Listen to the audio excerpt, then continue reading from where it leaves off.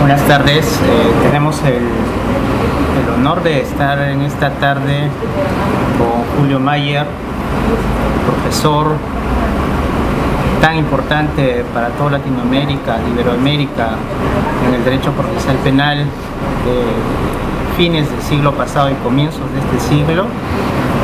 Y la idea, Julio, es conversar un poco contigo sobre algunas cosas que quizás no hemos tenido nosotros la oportunidad de compartirlas y dejarlas acá para nuestros compatriotas peruanos que tanto te estiman.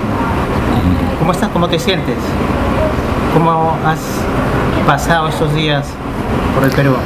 Bien, muy bien. Sobre todo gracias a ti y a tu señora. Pilar también hay que nombrarla. Nos han hecho la vida, como siempre, muy amable. Si bien ya conocíamos Lima y conocíamos Perú, tuvimos ocasión de presenciar varias cosas lindas. Uno fue una representación excepcional en el Teatro Nacional acerca del carnaval peruano, retablos de carnaval creo que se llamaba, y la otra fue una fiesta popular ayer domingo, un poco lejos de Lima, según creo, yo no recuerdo bien dónde, en un club, en donde pasaron varias. Nosotros también pertenecemos a una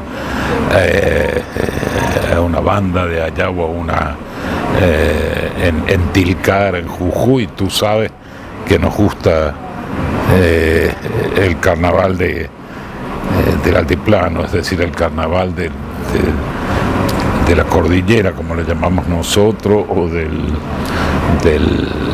más cercano al Pacífico que al Atlántico, ¿no? Pero cuéntanos algo que es bueno saber. El movimiento de reforma más intenso en toda Latinoamérica, así como el Perú, fue a finales de los 80 y toda la década del 90. Pero a pesar de que hubieron ciertas oportunidades, y además por acá, por Lima, por Perú, entre el 90 y el 2000 pasaron muchos argentinos. Te estoy hablando desde Alberto Binder, Alberto Bovino, Daniel Pastor, entre tantos otros que venían a difundir las nuevas ideas de la reforma. Pero tú no estuviste en esa década acá en nuestro país. ¿Cuál era la razón? Bueno, yo no podría decir otra razón de la que no me invitaron directamente. Te conocí a ti porque tú fuiste a Buenos Aires, lo mismo conocí a tu señora porque también estudió en cierta manera conmigo en Buenos Aires, pero en el punto álgido de la reforma, es decir, yo diría en los 80, en los 90, primero Perú no tomó parte de la reforma más en esos años en forma rigurosa, fuerte, como la tomó por ejemplo Guatemala, Costa Rica, bueno, una serie de países que abarcaron con fuerza la reforma. Acá en Perú debe ser por esa la razón de que o no me conocían o no me invitaban directamente.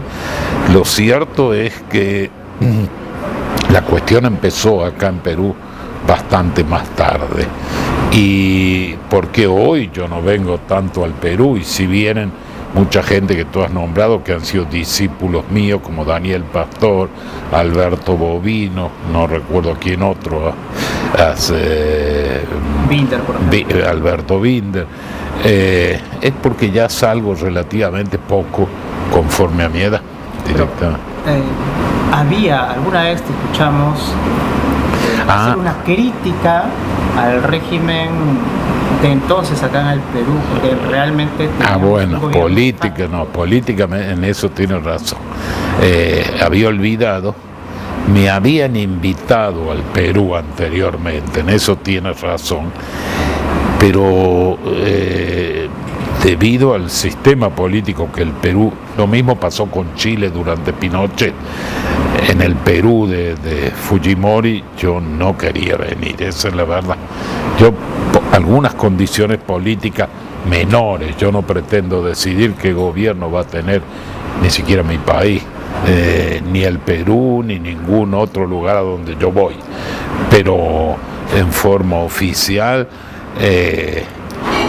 recuerdo así, cuando trato de hacer memoria, recuerdo que alguna vez me invitaron a una reunión de jueces y de profesores de derecho penal o procesal penal, totalmente no lo recuerdo, tuve que decirles que no, precisamente por el régimen imperante acá, y les expliqué muy claramente, no, con esto no quiero insultarlos a ustedes, que yo no conozco ni siquiera quiénes son, sino que pueden darse situaciones equívocas directamente en donde yo tenga que responder, y no me gusta responder en un país extranjero las ideas que ese país puede abarcar sin necesidad de preguntarle absolutamente a nadie, y menos a un extranjero.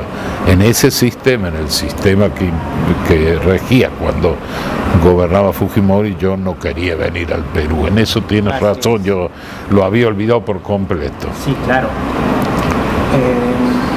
Existe, pues, en realidad, según lo que más o menos nosotros conocemos, una relación, una experiencia, digamos, muy difícil que tú has tenido con la dictadura.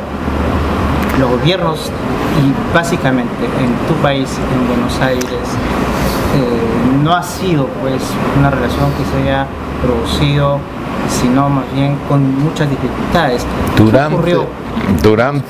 ¿Cuál fue el momento más difícil que tú has tenido como profesor o como juez en los tiempos más álgidos de la dictadura argentina? Bueno, días antes del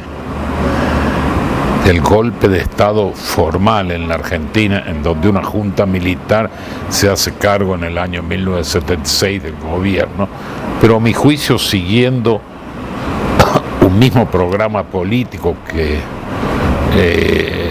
en ese momento desarrolla la propia presidenta, que es la esposa de Perón en esa época, Isabel Perón, y con sus ministros, y qué sé yo, yo dicto 2 habeas corpus favorables a un matrimonio, a un hijo y el padre chileno, y debido a ello sufro como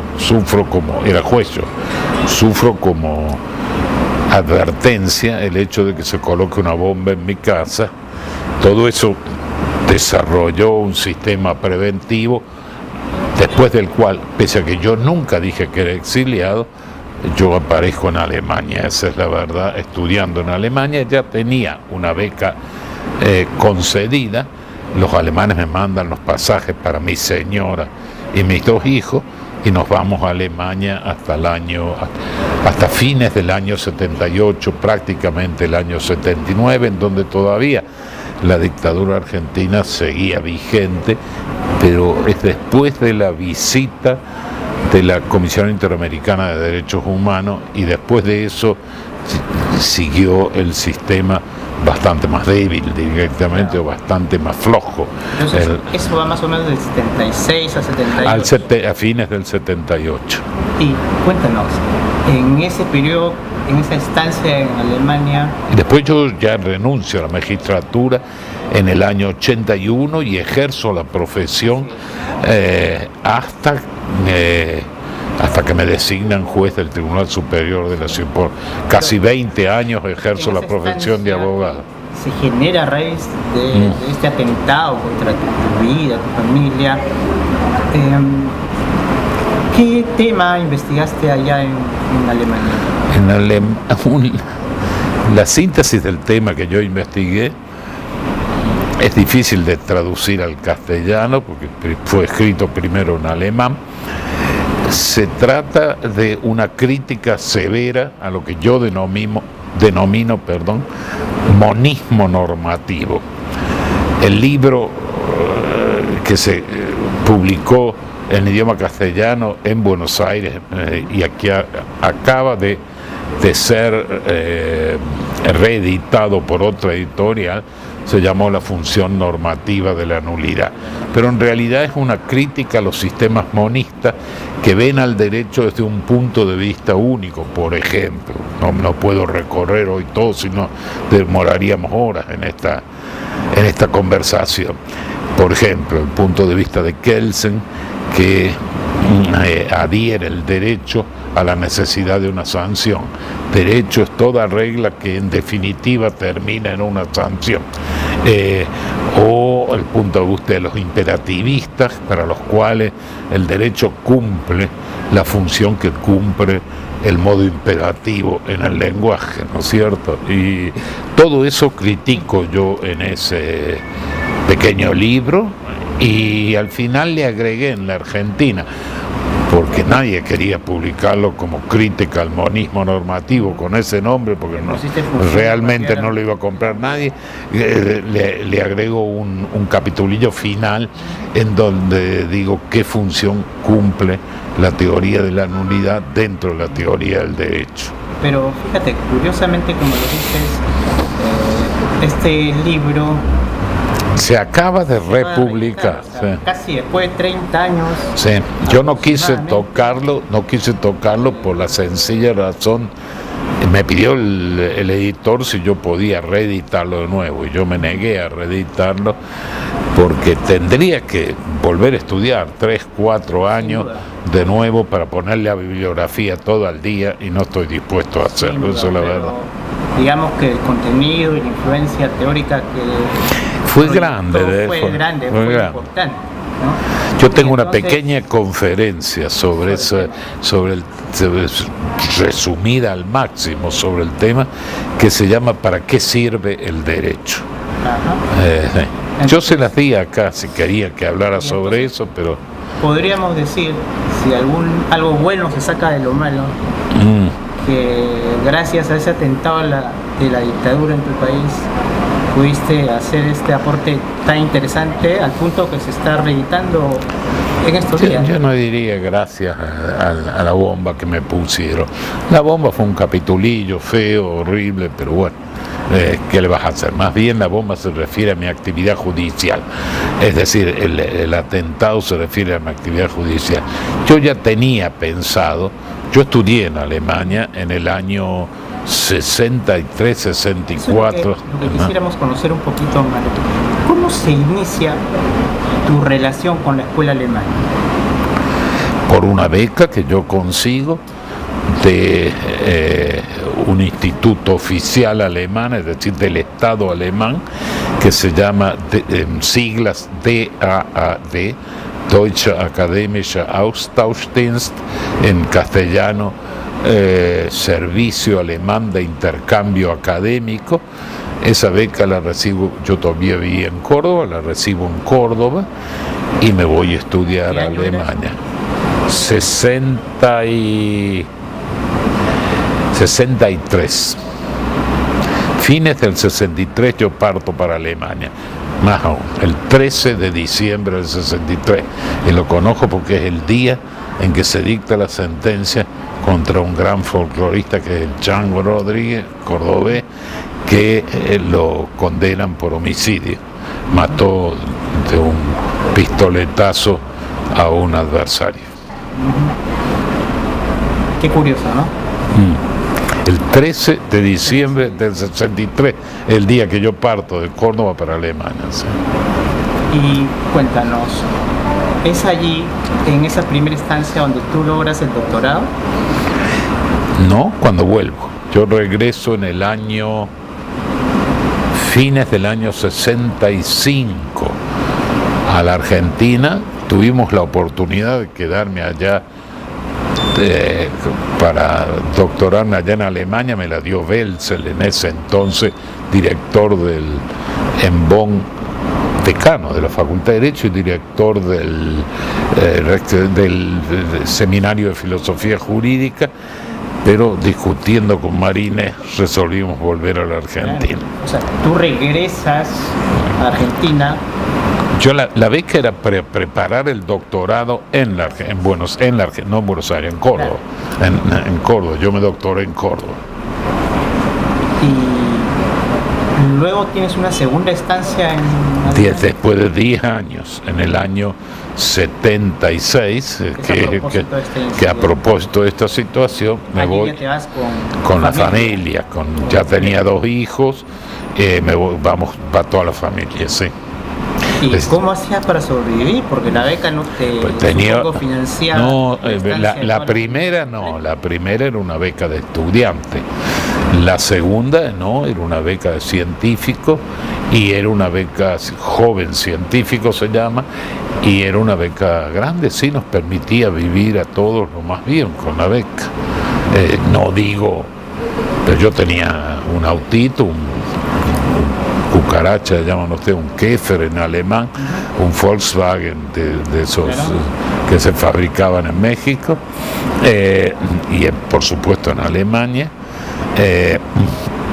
Tenía un departamento que me era provisto por la propia fundación, por la propia universidad y la fundación que me becaba, y tenía una cantidad que pagaba mensualmente el departamento, y tenía una cantidad, no digo grande, pero suficiente para vivir relativamente cómodo. Además, en Alemania, yo no conozco si hay colegios privados, no he visto nunca ninguno. La educación era, por lo menos en esa época, es todavía hoy, toda pública, es decir, del Estado. Y no solo es gratuita, sino que al contrario, te provee de dinero. Por ejemplo, a mis hijos les daban los libros, el Estado. Les daban un papelito con los libros que necesitaba, y ellos iban a cualquier librería, entregaban el papelito ese y le daban el libro, él o los libros o los útiles que necesitaba. Y hasta si yo no lo pedí nunca, pero hasta si yo lo pedía, podía conseguir ropa también de parte del Estado. No teníamos... Estado con tu familia en Alemania, pero algo curioso, digamos, no sé si es ironía o es decisión familiar, ninguno de tus hijos fue abogado. No, uno de ellos falleció antes de ingresar, justo cuando se recibió de bachiller, antes de ingresar a la universidad, en un accidente, pero no iba a estudiar abogacía. Estaba viendo cómo hacer para estudiar ingeniería, era buen alumno. Y el segundo tampoco era mal alumno, que el que actualmente vive y me ha hecho abuelo. Guillermo no estudió universitariamente porque le tocó vivir la época más fea que tuvimos nosotros, y esa época fea fue la muerte de mi hijo más grande. ¿Y entonces qué fue de tu inmensa biblioteca? Que era envidia, me imagino, de medio Buenos Aires. No la tengo, no la tengo más, la he donado, la he regalado. Quise en principio regalársela a la biblioteca de la Universidad de Buenos Aires, pero yo la regalaba con alguna condición. La condición era menor, que era tener un lugar donde estudiar. Todavía no había sacado el tomo 3 de mi libro y necesitaba un lugar donde poner. Yo me ocupaba de poner mi propia computadora, todo. Necesitaba, sin embargo, que me dieran un lugar relativamente reservado en la biblioteca para poder dejar todo para regresar mañana, porque si no era todo un lío volver a... nunca me contestó la Facultad de Derecho. En cambio, el tribunal sí me lo dio, el Tribunal Superior de la Ciudad de Buenos Aires, donde yo había sido juez, sí me lo dio. Y entonces le doné toda mi biblioteca. ¿Cuántos volúmenes ¿Tienes una idea? De esos volúmenes que le doné, una parte, un tercio, ya estaban comprados por la biblioteca del Superior Tribunal. Creo que conservaron mi libro y donaron ellos el que les sobraba. Yo no sé cuántos libros serían, entre 3.000 y 5.000, qué sé yo. Sí, ¿no? Sí. O sea, que si uno pasa lo más importante de eso no eran tanto los libros en sí mismos, muchos en alemán, o italiano, en idiomas extranjeros. Lo más importante era la hemeroteca, y sigue siendo la hemeroteca, que era la colección de revistas que yo tenía de todo el mundo. Yo soy, o era, mejor dicho, no soy todavía, del consejo de redacción de una enorme cantidad de revistas jurídicas, y bueno, por eso me mandan y yo conseguí conformar una hemeroteca muy grande. Esa hemeroteca la tiene todo el Tribunal Superior ahora y se puede consultar allí, inclusive puedes consultar por internet. Si te pones en www.tsjbaire.gov.ar y tomas biblioteca, puedes consultar cualquiera de los libros que yo doné. Va a salir al lado Donación Julio Mayer solamente. Qué bueno. ¿Y quiénes en Alemania, en tus dos estancias más, digamos, prolongadas? Esas son las dos más prolongadas. Una 64-65 y la otra 76-78. ¿A quiénes tú identificas como los que más influyeron, los juristas o profesores extranjeros o alemanes que más influyeron en tu formación en ese tiempo? Yo diría que tengo que mencionar a alguien que todavía vive, porque ha sido muy atento conmigo, me ha recibido siempre, me ha ido a visitar a Buenos Aires, que es Klaus Roxing. Ha tenido conmigo una actitud que yo voy a agradecerle toda su vida. Yo me eduqué en la segunda visita a Alemania, yo fui discípulo de Armin Kaufmann, que es el seguidor de Welzel en el Seminario de Filosofía Jurídica de la Universidad de Bonn. Él falleció muy joven de un tumor canceroso en el pulmón. Y cuando falleció, Roxin me escribió una carta, me daba, es decir, el pésame. Esto no correspondía a mi juicio porque yo no era familiar de Armin Kaufmann, pero me daba el pésame como discípulo de Armin Kaufmann y me decía que él se proponía, si yo estaba de acuerdo, como mi nuevo amigo allá, que se llama Betreuer en alemán, no sé cómo traducirlo en alemán. Profesor de Armin Kaufmann. Yo he estudiado con él, sí. Fue el que más orientó. Sí, yo he estudiado con él, sí. De hecho, el libro es la función normativa de la nulidad en alemán. Está expuesto en primer lugar en el Seminario de Filosofía Jurídica de Armin Kaufmann, en alemán, por supuesto. Y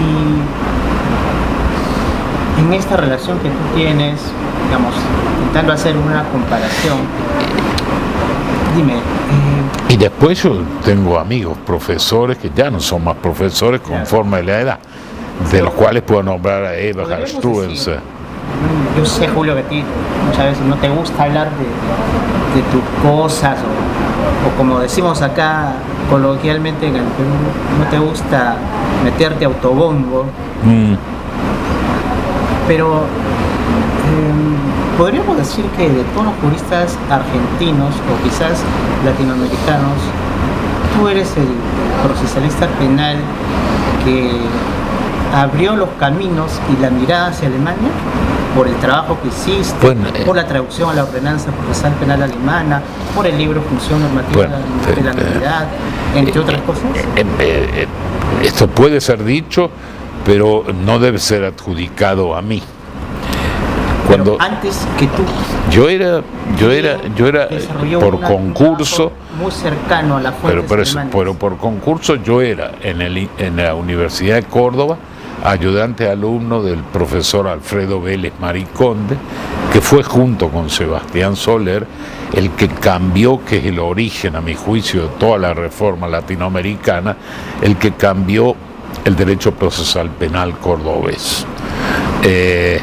Él había destinado para mí, apenas yo gané el concurso como ayudante alumno, que yo fuera él sabía que me había presentado una beca en Alemania, bueno, me quería mucho, me quería como un hijo, conocía toda mi vida directamente, o la parte que a él le interesaba, que era la parte de la ciencia jurídica, y él me había predestinado a que yo fuera como la especie de relator alemán, como tenía en italiano y tenía en castellano, por supuesto, también. Entonces me dijo, usted nos tiene que introducir al derecho procesal penal alemán. Con esa misión fui yo en parte a Europa. La tesis mía no versaba en principio sobre la ordenanza procesal penal alemana, sino sobre un tema más de derecho material, que es el ejercicio de las acciones penales, es decir, la persecución penal se llamaba, ¿no? Es parte de derecho penal material, parte de derecho penal procesal o formal.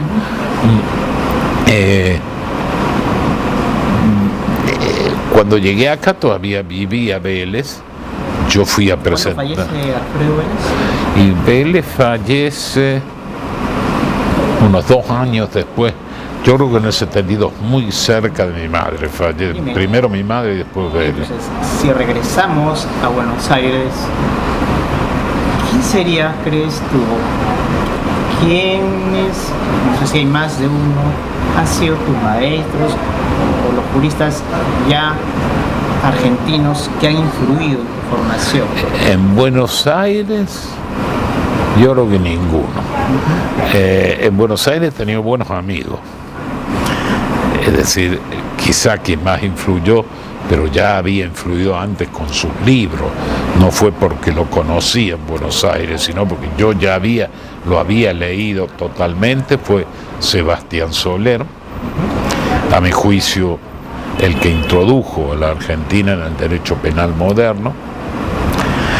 Era muy amigo de Enrique Bacigalupo también, y lo soy actualmente de Raúl Zaffaroni.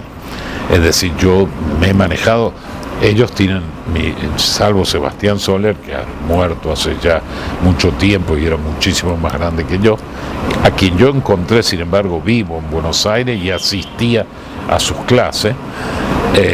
Los demás son Enrique, un poco más grande que yo, Enrique Bacigalupo, y Raúl, yo le llevo 6 meses, Raúl Zaffaroni. Ellos han sido muy buenos amigos y por supuesto que han tenido alguna influencia en mi vida, tanto uno como otro, como yo calculo que yo también debo haber tenido una influencia en la vida de ellos, pero no han sido personas que me han marcado un rumbo. Yo te diría que si hay alguien argentino, o mejor dicho, Soler no es argentino, nacido cerca de Barcelona, en España, pero a los 6 meses ya estaba en Córdoba. Si hay alguien que con sus libros, no solo sobre derecho penal, sino sobre filosofía jurídica, influyó mucho en la idea que yo tengo del derecho, fue Sebastián Soler. Pero a Sebastián Soler yo lo conocí de viejo. Nos hicimos muy amigos, pero como conocimiento personal, yo ya lo conocí casi anciano, te diría. ¿Y Claría Olmedo? Claría también, bueno, de lo que yo sí tengo que, vos me dijiste en Buenos Aires, en realidad yo me formé en Córdoba, no en Buenos Aires. O sea que yo voy a Buenos Aires ya formado en Alemania y formado en Córdoba. Es decir, recibido en Córdoba en mi título de grado, formado en Alemania y recibido mi título de doctor en Derecho también en Córdoba. De allí sí tengo, Claría es profesor de Derecho Procesal Penal en Córdoba, no en Buenos Aires. Nunca fue profesor en Buenos Aires.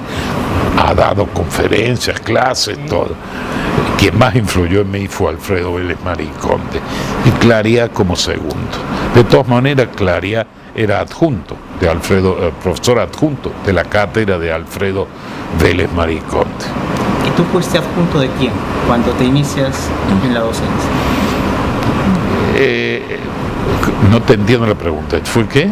Junto de quién fue este asistente en la cátedra. La de Alfredo Vélez Mariconte.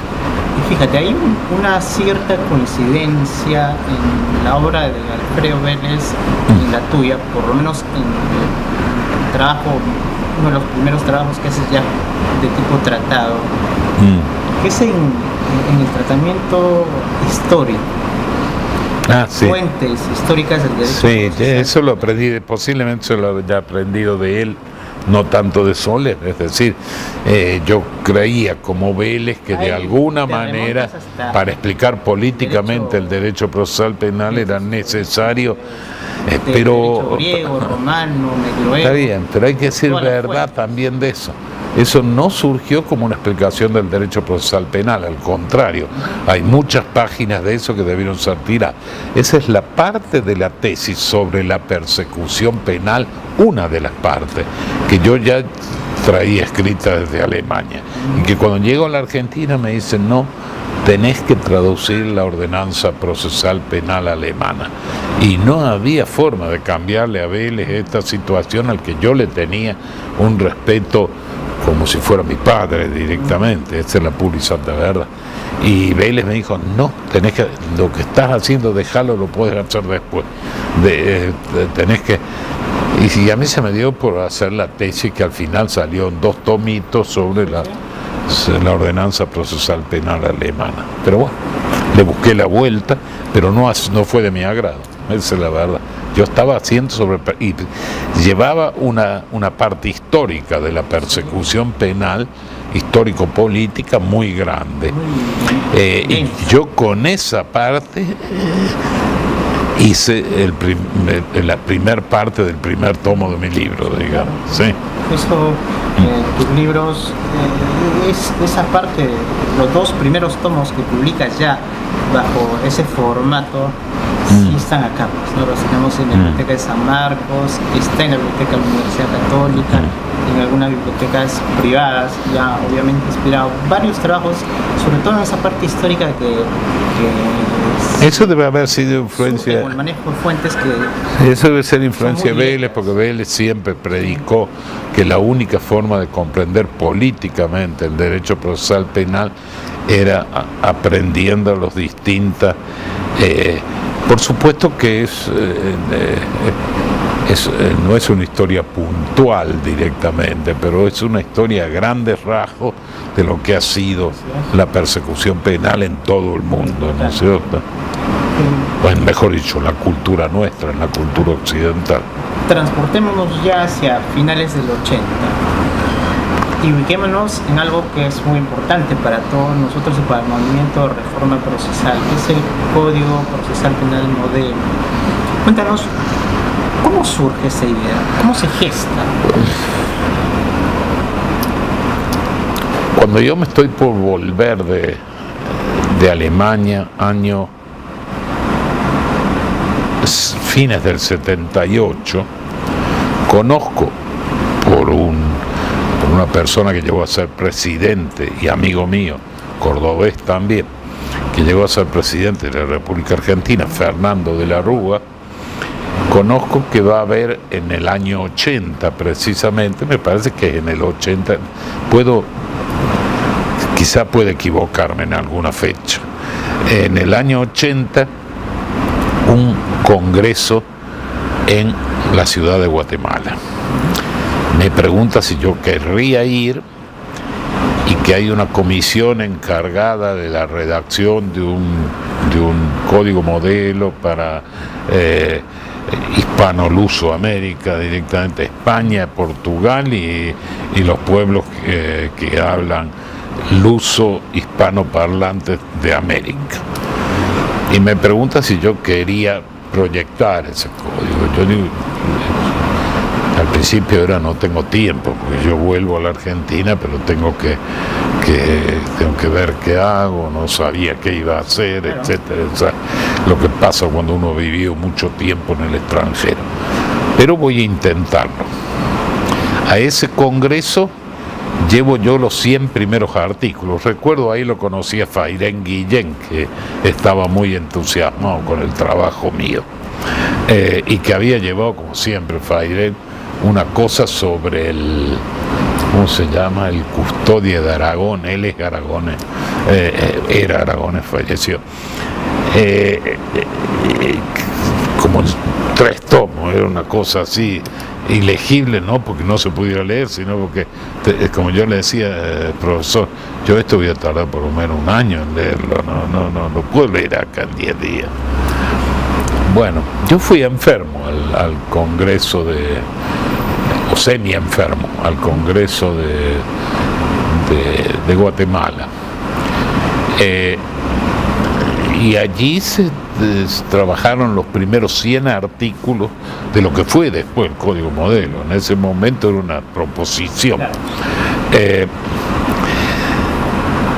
Pasa un poco el tiempo, no recuerdo en este momento ya cuánto, pero me parece que unos 5 o 6 años, hay un congreso en el Uruguay en que me invitan a mí en Montevideo, y allí conozco al doctor Vázquez, presidente en ese entonces de la Corte Suprema de la República de Venezuela, que había ingresado como la Argentina en el 83 con Alfonsín en un periodo constitucional o institucional, como quieras llamarlo. Allí lo conozco. En el medio, a mí me contrató la sección de los derechos del hombre de las Naciones Unidas, con sede en Ginebra, para ir a Guatemala. Estuve 2 meses viviendo allí, o un poquito más, ya no recuerdo, y realizar un trabajo que consistía en dibujar todo el proceso penal guatemalteco y toda la ejecución penal, es decir, todo lo que pasaba dentro de la justicia penal, y realizar consideraciones sobre ello. Y al final me dicen, necesitamos 4 puntos concretos en que usted nos diga qué hay que transformar en Venezuela para adoptar todo ese aparato penal al Estado de Derecho. Yo di 4 recomendaciones, las 4 fueron aprobadas en la Asamblea de las Naciones Unidas. Entonces el doctor Vázquez me llamó y me dijo, venga, hágalas aquí. Nosotros vamos a contratarlo, realícelas acá, eso que usted ha aconsejado, realícelo acá. Y ahí fue cuando me fui, lo llevé como ayudante a Binder, vivimos juntos. Binder se fue 1 mes antes, porque yo le pedí que me recolectara todo lo que había sobre el particular y que sobre eso se instruyera para cuando yo llegara en 3 o 4 días poder conocer bien cómo funcionaba toda la justicia penal de Guatemala. Junto con Binder trabajamos durante 4 meses, creo, año 89, finales del 89, lo que después fue el Código Procesal Penal, y todavía sigue siendo lo de Guatemala.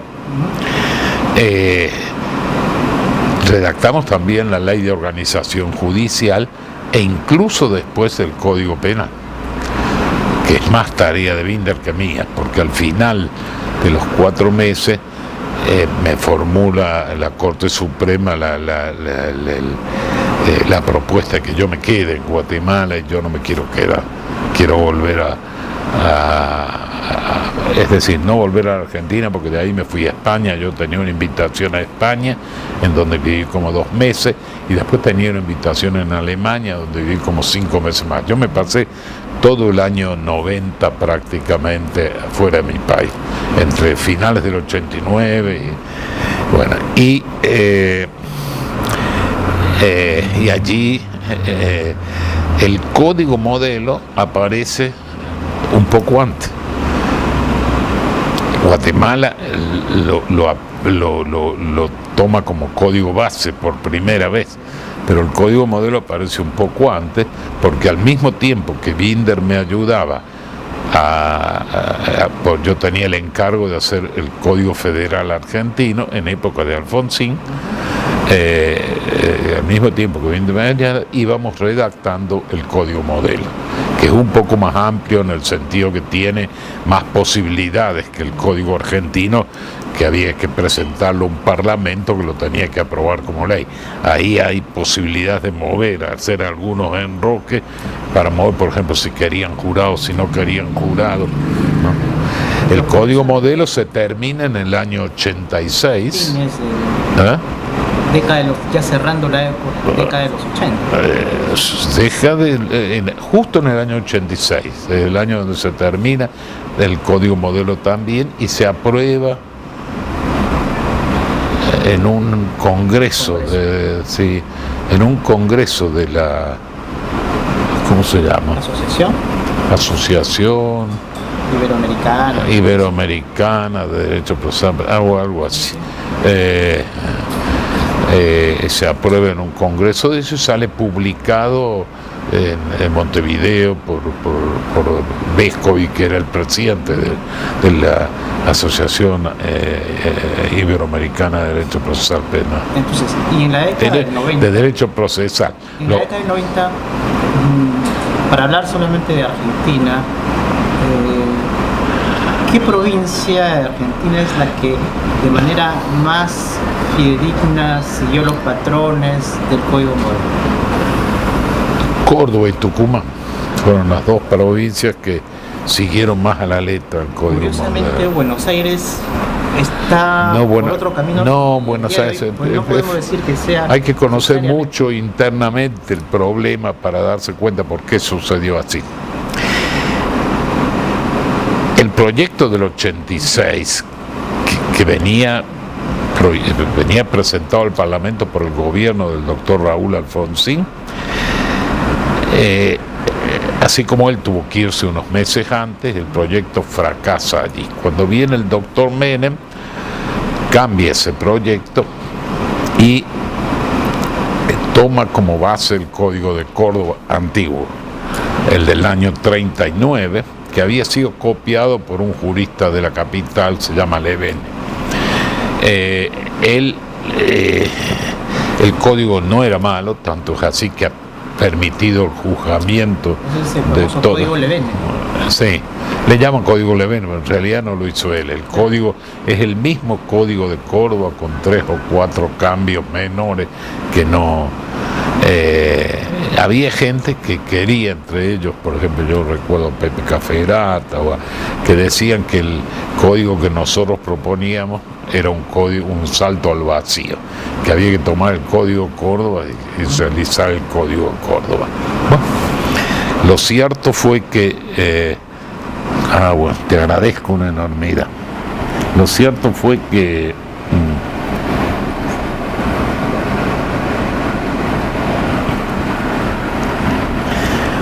el Código de Córdoba, el Código Modelo, siguió los lineamientos del proyecto federal argentino de 1886, con alguna, como te digo, posibilidades de enroque,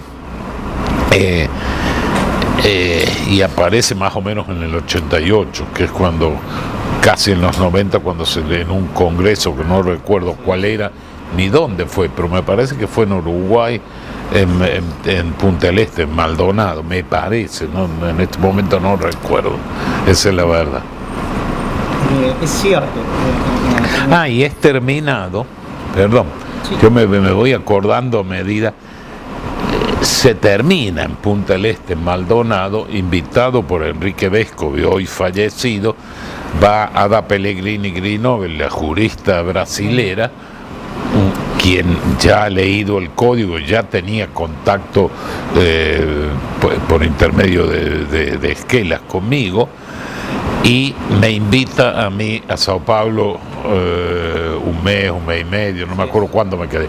Y ahí discutí con ella y sus dos discípulos principales, recuerdo anécdotas graciosas, por ejemplo, me acuerdo que ellos me decían que por el recurso de revisión, ¿y qué pasa si el muerto aparece vivo? Y digo, yo solo conozco un muerto que apareció vivo, y dicen que apareció vivo, que fue Jesucristo. Digo, otro no, otro muerto que aparezca vivo no conozco, pero si ustedes tienen la fórmula, yo les rogaría que me lo den directamente. No, ellos querían decir, resulta que había una corrupción muy grande en el Brasil, donde la persona que tenía muchos antecedentes penales lo nacían de nuevo, es decir, la misma policía lo hacían,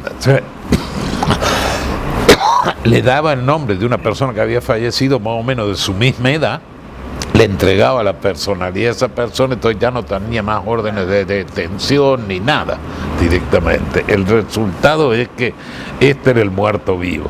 Bueno, como esa tengo un montón de anécdotas más que las aprendí allá en Sao Paulo trabajando con Ada, y ahí se termina el código modelo, porque Ada le hace unas cuantas objeciones, algunas de las cuales yo acepto, las otras no aceptamos, qué sé yo, se discute como todo cuestión ahí. Yo doy clases en la Universidad de Sao Paulo, creo que se llama Universidad de San Francisco, la estatal de Sao Paulo, durante ese mes y medio, y en el próximo congreso, que ya no recuerdo cuál es, no sé si no es Buenos Aires, allí se aprueba, se termina aprobando el código modelo bajo la presidencia de la Asociación Hispanoamericana, Hispano-Luso-Americana de Rebori, de Vescovi, del uruguayo. Claro. Al mismo tiempo los uruguayos hacen el código civil, procesal civil modelo. Ada Pellegrini todavía está viva, ¿no? Todavía está viva. Yo le digo a menina da guerra. ¿Así? A menina da guerra, quiere decir la niña de la guerra. Ada Pellegrini es hija del ministro de Finanzas o de Hacienda de Mussolini. ¿Sí? Que es el único ministro vivo de Mussolini, porque a los demás lo matan a todos. Al único que dejan vivos a él lo encarcelan primero, y Ada es la encargada de sacarlo de la cárcel con 8 o 9 años. Por eso a menina da guerra, porque pasa toda la guerra de la Segunda Guerra Mundial. Para ella no es como para mí una cosa que yo ni conocía cuando era niño. Ella la vivió la guerra directamente.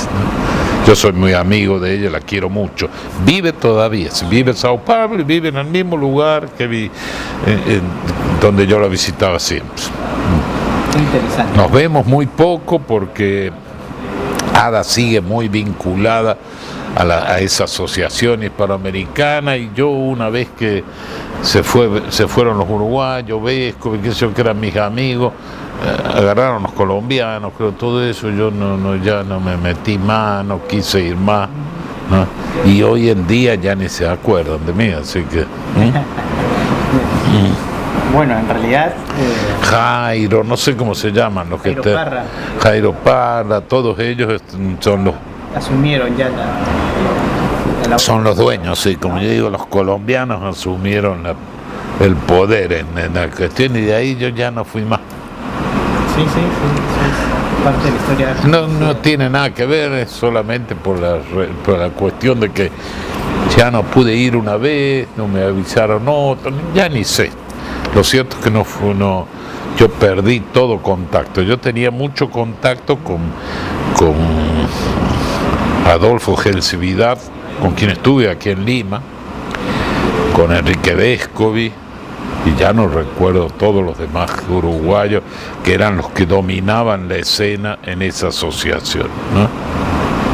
Y así pasó el tiempo, Julio, y tú cumples 65 años, y conforme a las normas argentinas, por lo menos formalmente, termina tu carrera docente.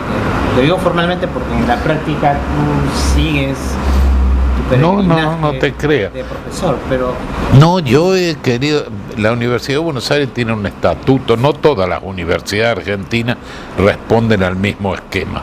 La Universidad Nacional de Buenos Aires, es decir, estatal, es la universidad en su estatuto, que es su constitución, por así decirlo, su regla básica, prevé que a los 65 años los docentes no puedan dirigir más una cátedra.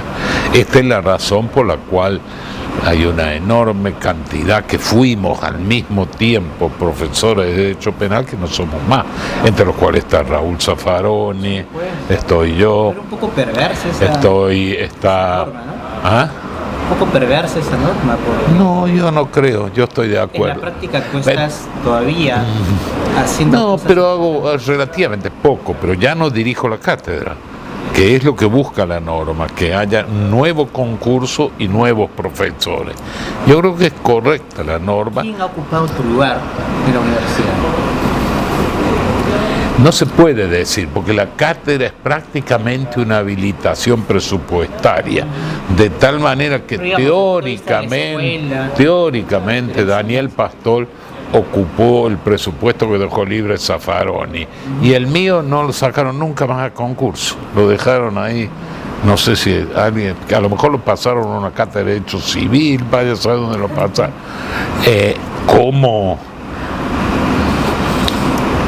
¿Cómo podríamos decir? Como amistad, y bueno, sí, Daniel es discípulo mío, así que el seguidor, Daniel ha hecho exactamente todos los pasos que yo he dado. Primero fue becado de AD, después fue becario Humboldt, luego ganó, fue adjunto mío y después ganó la cátedra. Es una pregunta incómoda y pertinente. De hecho, a más de alguno le gustaría conocer. Podríamos decir entonces que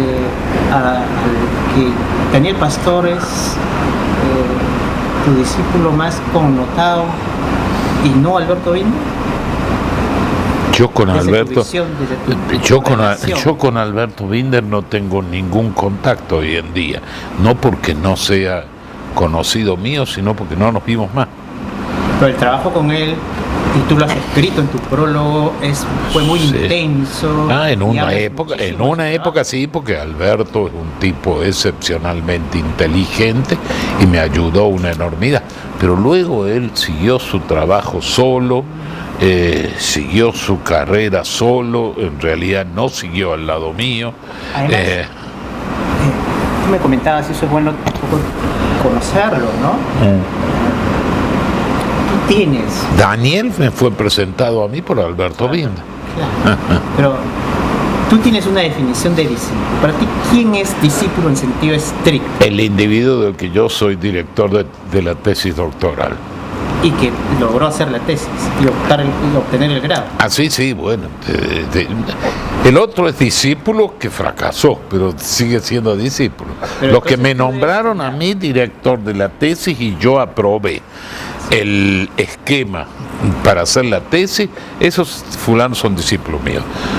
Los dos ejemplos pueden ser Daniel Pastor, que la logró terminar, y Alberto Bovino, que no la logró terminar. De lo que sucede, porque eso también se conoce pues en el mundo, digamos, de la academia, por lo menos en Buenos Aires, de lo que sucede, que tú tienes en realidad dos grupos de discípulos que muchas veces compiten entre ellos. Sí, pero aquellos que obtuvieron el grado y otros que por razones del estilo, como Binder, siendo tan conocido y con tanta influencia, no obtuvo el grado. No, el problema es que aquel que no fue, aquel que no logró o que fracasó o que qué sé yo, no tuvo más contacto intelectual conmigo. Quien han tenido contacto intelectual permanente conmigo ha sido gente, no solo Daniel, Eugenio Sarabairuz, por ejemplo, del cual yo te hablé, que es menos conocido que Daniel, pero son muy amigos entre ambos.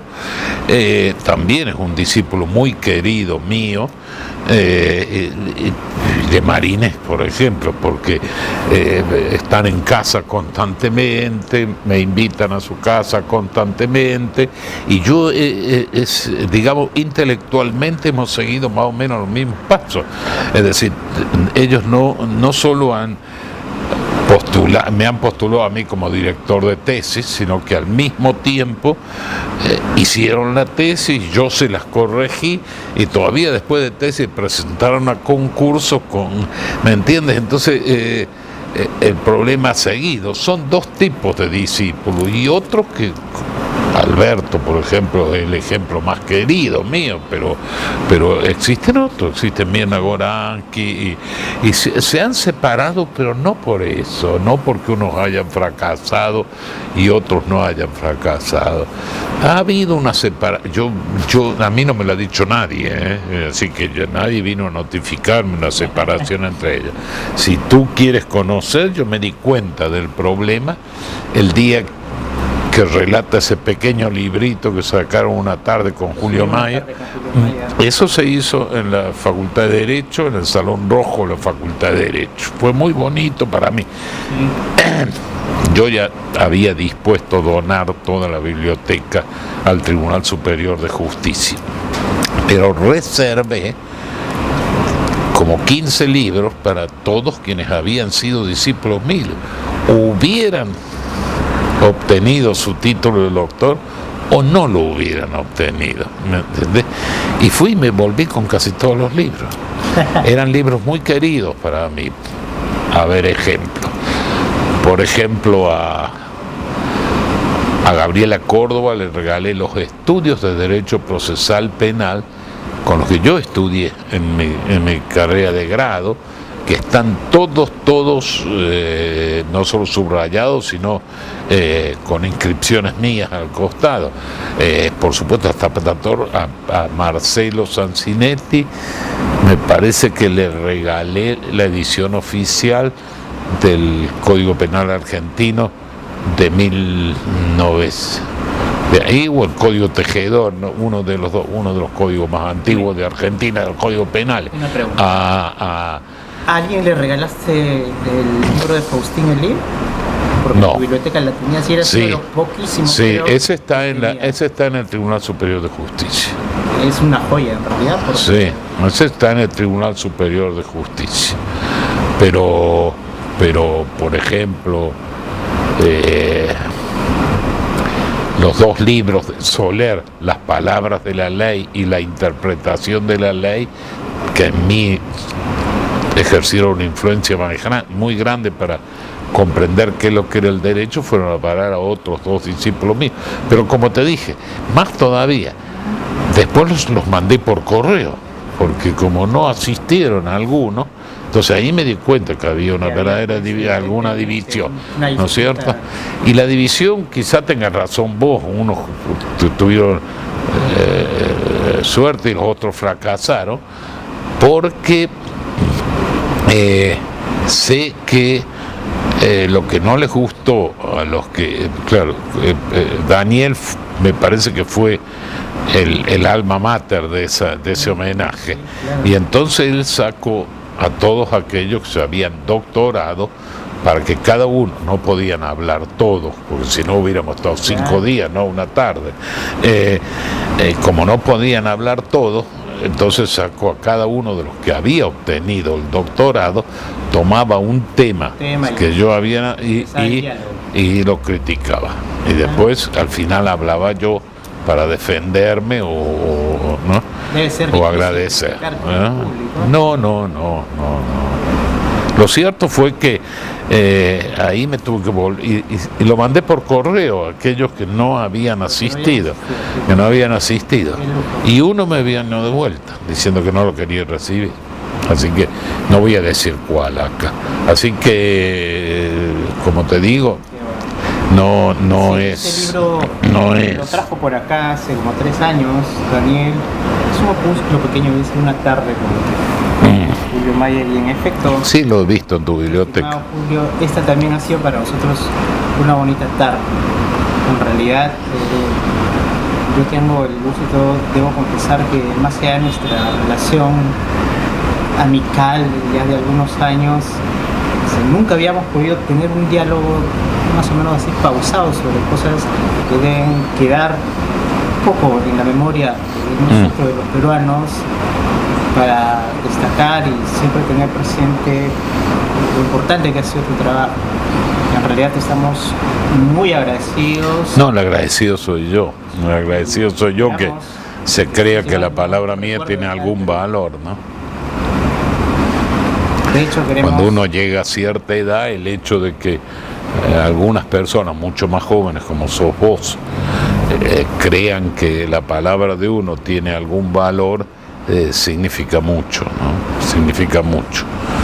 Y por eso que han quedado muchos muy amigos míos, quizá hasta hoy. Es decir, antes de salir para acá, para Lima, me habló Daniel, que ni sabía que yo me venía a Lima, creo, y me dijo, bueno, nos vemos para invitarme a comer, ¿no? Y lo mismo, Eugenio, por ejemplo, cada vez que viene del sur me habla y nos solimos juntar, pero eso ha sido, ¿cómo te podría decir?